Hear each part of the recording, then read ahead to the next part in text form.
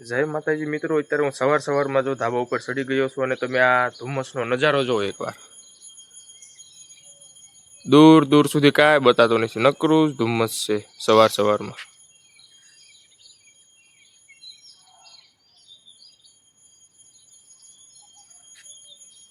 શિયાળો શરૂ થઈ ગયો છે, ધુમ્મસ જોવો તમે અત્યારમાં.